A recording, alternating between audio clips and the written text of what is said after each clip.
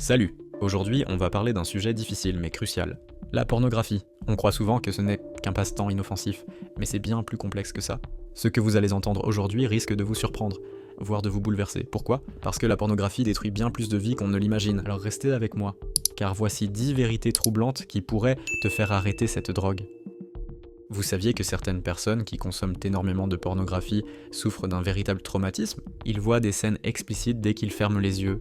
Ça peut aller jusqu'à des cauchemars constants, voire des crises d'angoisse. Pour certains, cette souffrance devient insupportable.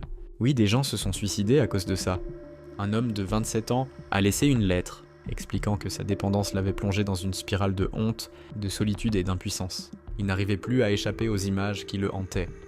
L'industrie du porno exploite et détruit des vies. Ce que vous voyez sur l'écran, c'est souvent loin d'être consenti ou glamour. Beaucoup d'acteurs et d'actrices sont manipulés, abusés ou poussés à des extrêmes qu'ils n'ont jamais voulu. Derrière les caméras, c'est une industrie qui broie des vies. Un ancien acteur a témoigné qu'après seulement 6 mois, il a quitté l'industrie, brisé physiquement et mentalement.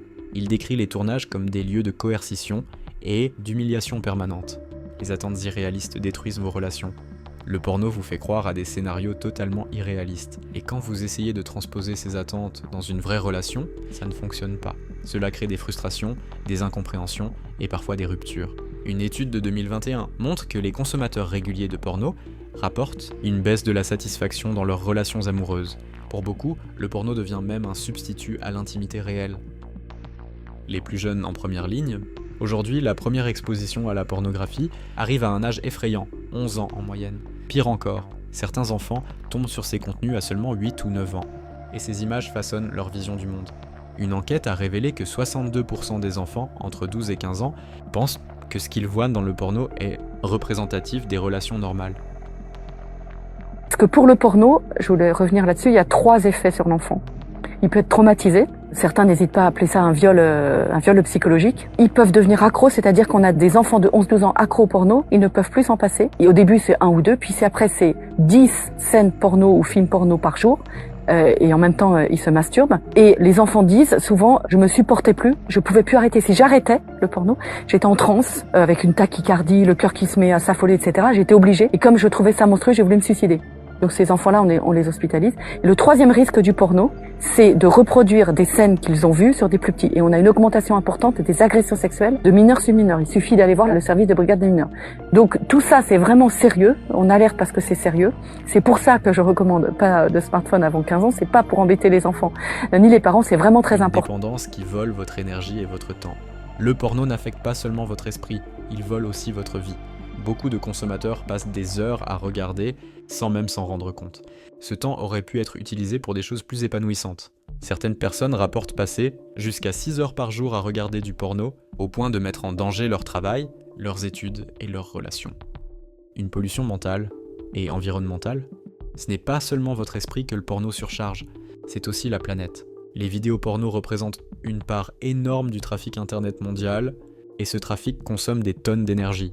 Et en 2019, le streaming pornographique a généré autant de CO2 que toute l'aviation mondiale en France. Vous imaginez l'impact? Une solitude amplifiée. Le porno vous isole. Plus vous consommez, plus vous vous éloignez des vraies relations humaines. Vous finissez par vous sentir de plus en plus seul. Et paradoxalement, vous retournez au porno pour combler ce vide. Une étude a montré que les consommateurs réguliers de porno se sentent 35% plus seuls que ceux qui n'en regardent pas. Des troubles physiques de plus en plus fréquents. Beaucoup pensent que les troubles érectiles ne touchent que les plus âgés. Mais avec le porno, de plus en plus de jeunes en souffrent.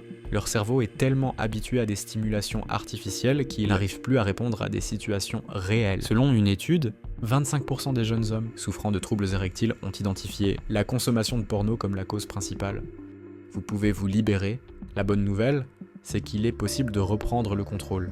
Arrêter le porno, c'est comme enlever un poids invisible. Vous retrouvez votre énergie, votre confiance et votre capacité à profiter des vraies relations humaines. Une étude a montré qu'après seulement 30 jours sans porno, 80% des participants se sentaient plus heureux, plus concentrés et plus confiants. Si ce que je viens de dire vous parle, partagez cette vidéo, parlez-en autour de vous, ensemble. On peut briser le silence sur un problème qui touche bien plus de monde qu'on ne le croit. Vous méritez mieux que ce que cette industrie vous propose. A bientôt pour une nouvelle vidéo, c'était Devine quoi.